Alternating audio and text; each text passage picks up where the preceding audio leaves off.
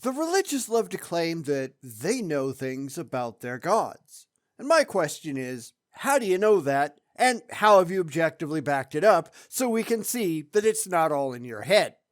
Funny, the theists that I asked that to, they suddenly stop responding. I wonder why.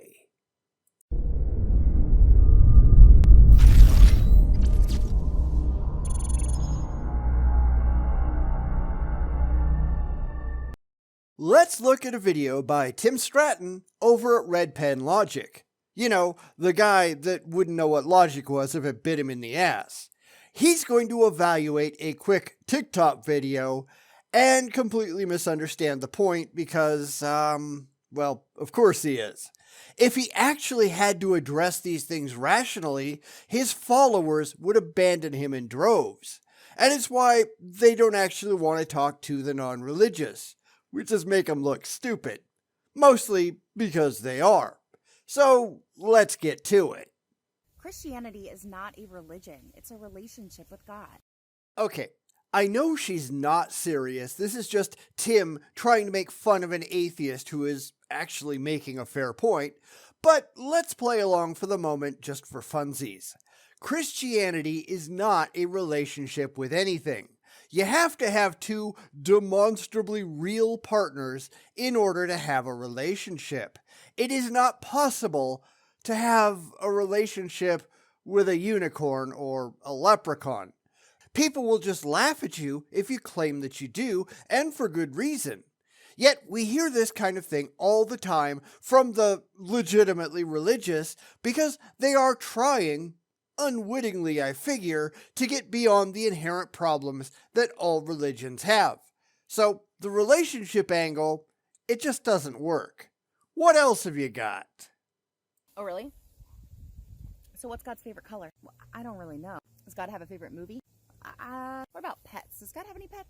I think dogs go to heaven. He's got a sports guy. Does he like football, basketball, hockey? I don't really know. So you're telling me you have an intimate and personal relationship with God who knows everything about you, knows all of your thoughts, and you don't even know what his favorite color is? And that is a fair criticism. Relationships go both ways. If God knows everything about you, then why do you know so little about him? Note, I said know, not believe, not have faith.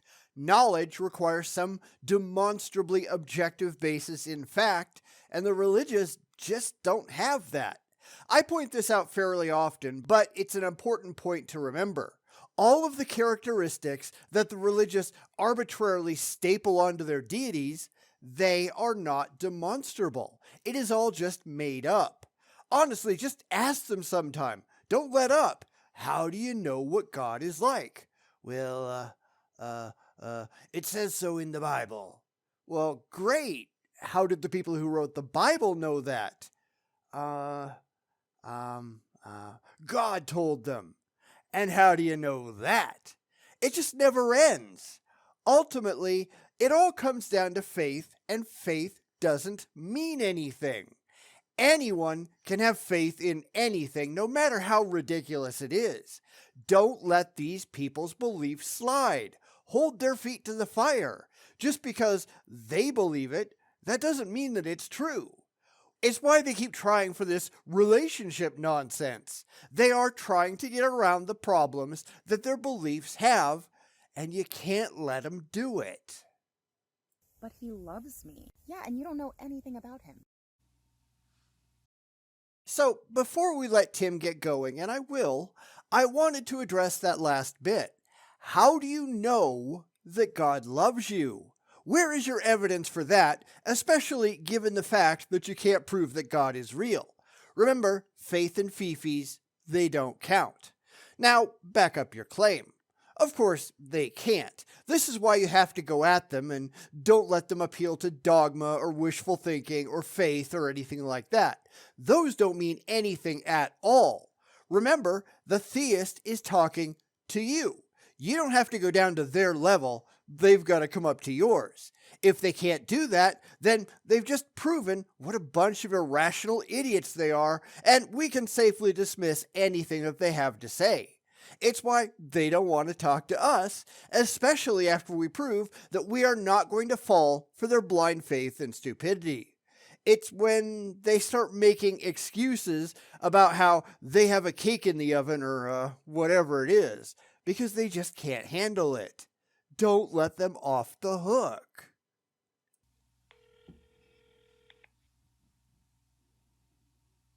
Hello? Hey, Dad, I have a question for you. Okay. What's your favorite color? I could have told you that about my father, and he's been dead for more than 20 years. I know what my mother's is. I know what my wife's is. I could tell you all about my kids' preferences. That's how basic relationships work. The fact that Tim is an imbecile, that doesn't say anything good about his capacity for carrying on interpersonal bonds. Knowing basic things about what the people in your life like or want, that's kind of key in having contact with other human beings. If Tim can't do that with his own parents, I really can't say much about his ability to form personal links with others. Oh, what's this about? Well, I'm just wondering, I'm actually worried we don't have a good relationship if I don't know your favorite color. Well, that doesn't really make any sense. You mind if I take a guess? Yeah, go ahead. Okay, your favorite color's green. No, it's blue. Oh, no. Okay. Oh, I still love you anyway, Tim. Okay, thanks, Dad. Gotta go. So let me get this straight. You are that unobservant that you have gone through your entire life and not noticed your father's preferences. What the hell is wrong with you? This is just basic stuff. How can you not notice a predilection towards certain colors or certain kinds of clothing, things like that? Sure, it's possible that his father doesn't have a single favorite color. Not everybody does. But to be utterly clueless about any observations of any kind, that's not saying anything positive about Tim. Of course, he did ignore the entire point of the video that he's responding to, that Christians don't know anything about their imaginary friend.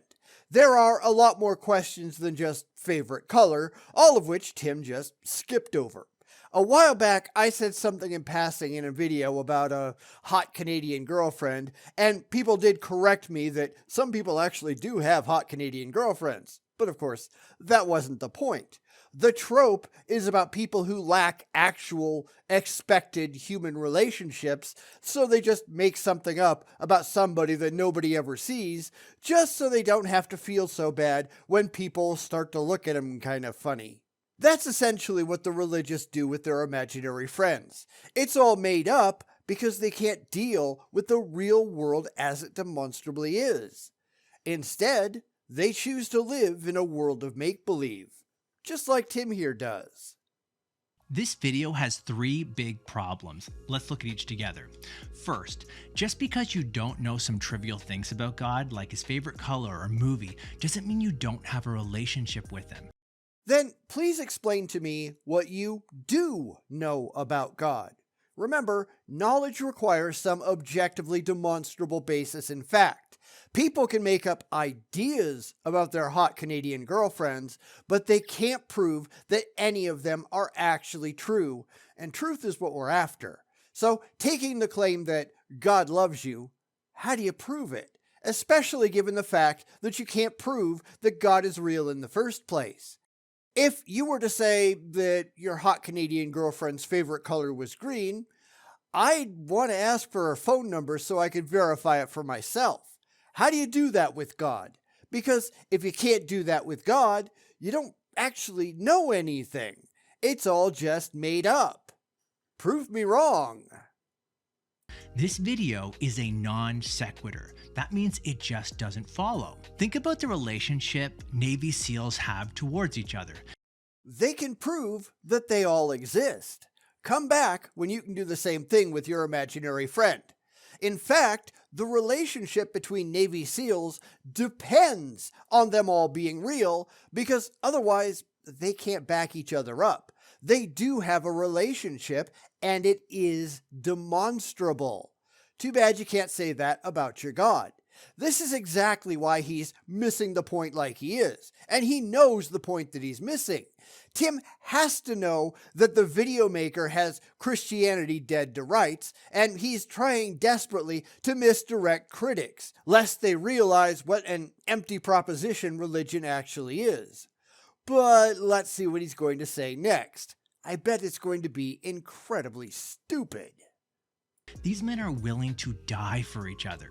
Now, do they know each other's favorite color? Well, not likely. But that doesn't mean they don't have a deep and profound relationship. That's because deep relationships don't trade in trivialities. They're based on something else. It depends. If they've lived and worked together for a long time, they likely do know a lot about each other. If they just so happen to work together on a single mission, maybe not. But he's purposely setting up a false scenario just because it fits his needs. And that's blatantly dishonest. So let's take a step back and not talk about Navy SEALs. How about we just talk about military recruits in general? These are people who start off in a boot camp of some sort and learn through experience and time together to rely on each other when things get rough. A lot of those relationships, they will turn into lifelong friendships that go well beyond military service. Why? Because they're real. And that's something that Tim can't demonstrate about his God. Second, just because you don't know some trivial things about God doesn't mean you don't know anything about God. Great. Then tell us what you know and how you know it. Go ahead. We'll wait. This would be the point where any theist that I've ever encountered would start making excuses because I think they all know that they've got nothing. Of course, Tim might be the exception to the rule, and we'll certainly let him speak and find out, but I wouldn't be holding my breath. Let's see. Here's what I do know about God. I know he's morally perfect. How do you know that? You might believe it, but that doesn't mean you know it. Knowledge requires observation, and you can offer no way to objectively observe your God. My best friend can claim that they have 6 toes on their right foot.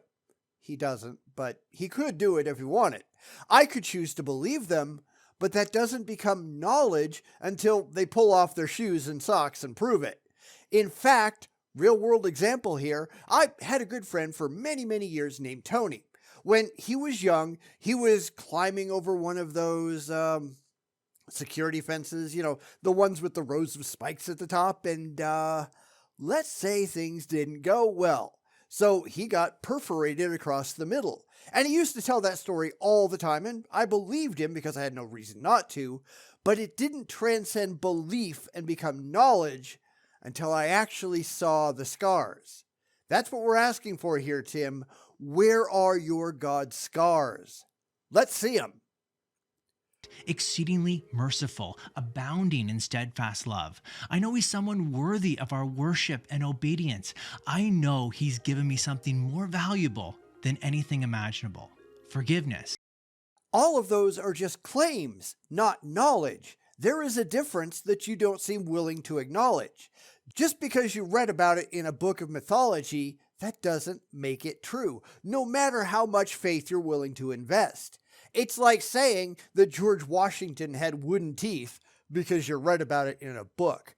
It's pure myth that likely came about because the ivory false teeth of the day tended to become stained easily and they might have the appearance of wood. Nobody really knows for sure, that's just a guess.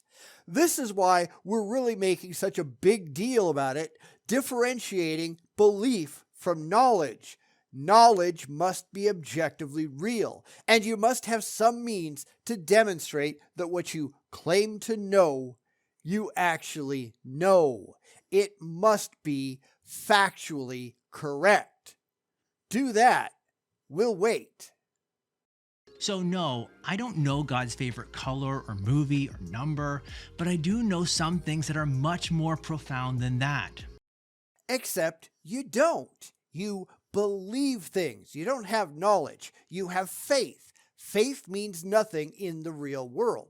Now, of course, Tim is making videos for other Christians, specifically to allay their fears about reality and keep them blindly believing the things that he wants them to believe. That's kind of the point in all of this, after all.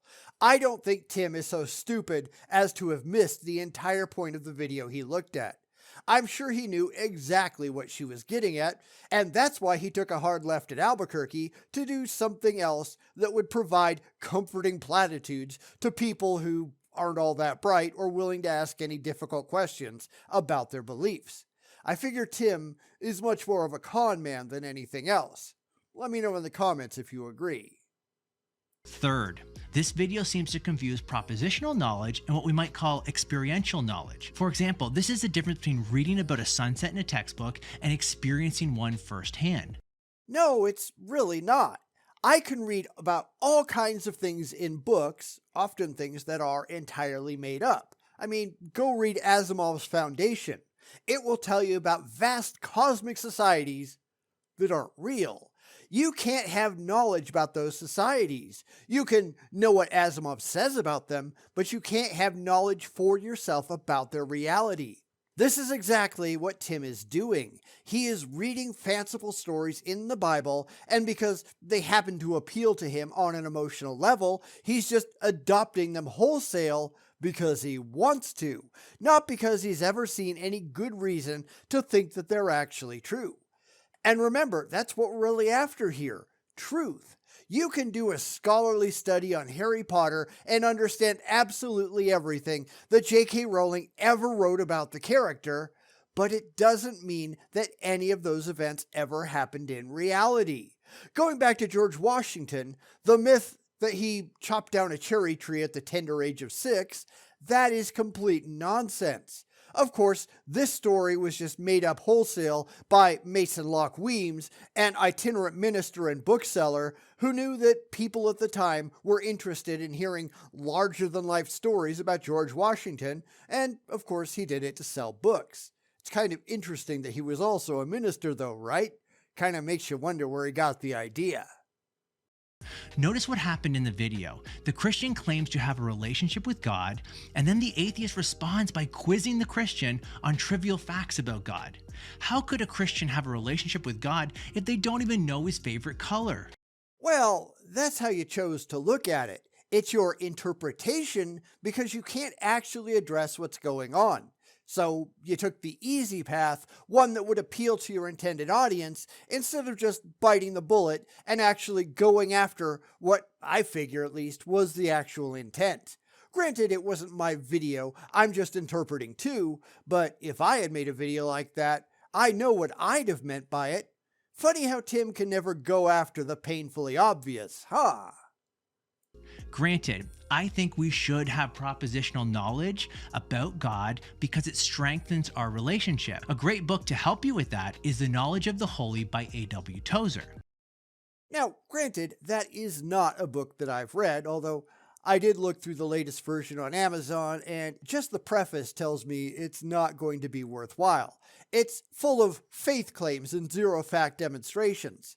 That's the problem near universally among the religious. They don't actually have any facts to present, only things that they believe for entirely emotional reasons.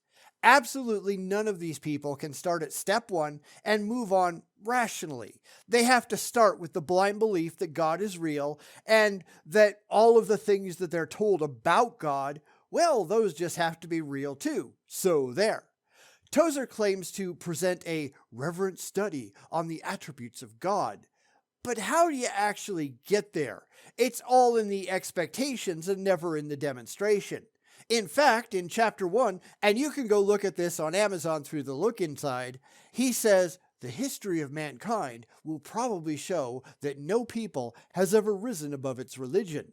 Now, granted, Tozer died in the mid-60s. He didn't live to see Christianity go down the toilet, and I wonder what he might have written today, what excuses he might have made as Christianity faded away into obscurity, because, as I keep saying, none of this is based around a desire to know what is actually true. It's just about embracing things that make the religious happy. And I'm sorry, but happiness and truth, they are two entirely separate things.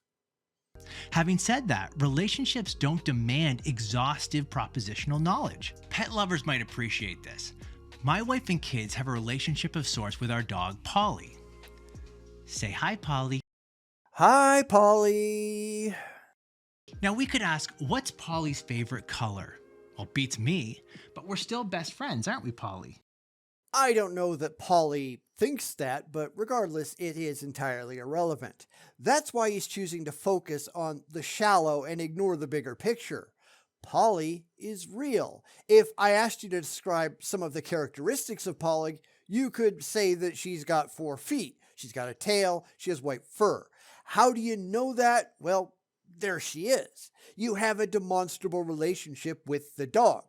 Now, if you were to say that she breathes fire, I have every right to ask you to back that up. And how would you do that? You'd have to trot a fire-breathing dog out or admit that you were mistaken, or is more likely in this case that you just made it all up.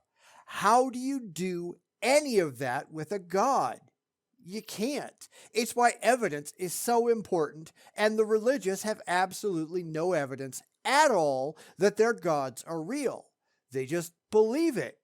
But belief simply isn't enough. Yeah. By the way, Polly doesn't know my favorite color either.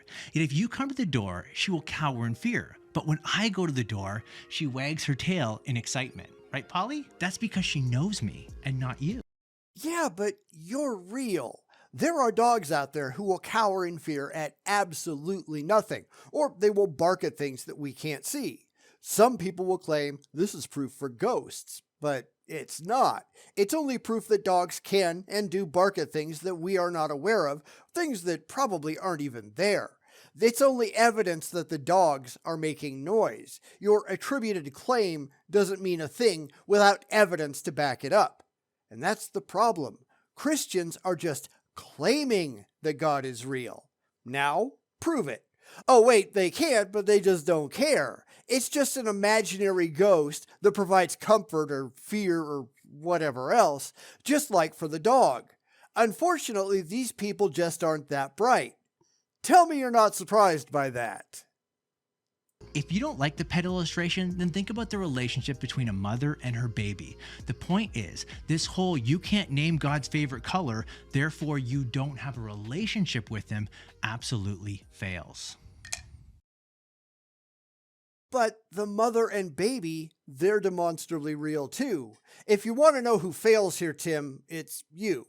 It's every apologist who's running around like their magical father figure in the sky is real, when they have absolutely no evidence for that whatsoever. It's why it is so important to hold their feet to the fire and not let them use wiggle words designed to coddle their followers and entice them to hand over their money. You don't have knowledge, Tim. Not even close. You only have blind faith, and blind faith in anything, no matter what it is utterly laughable. These people, they need to be laughed at. The more that we can point out their dishonest ways, the less chance that your average man or woman on the street is going to pay them any mind. It'll just speed their well-deserved trip into oblivion. Religion needs to die. And to do that effectively, the people who push religion on others, the people who are out there trying to make money off of it, they need to be discredited. You can't do that by playing nice. You have to call out this bullshit where it stands. Who's with me? It's really not that hard.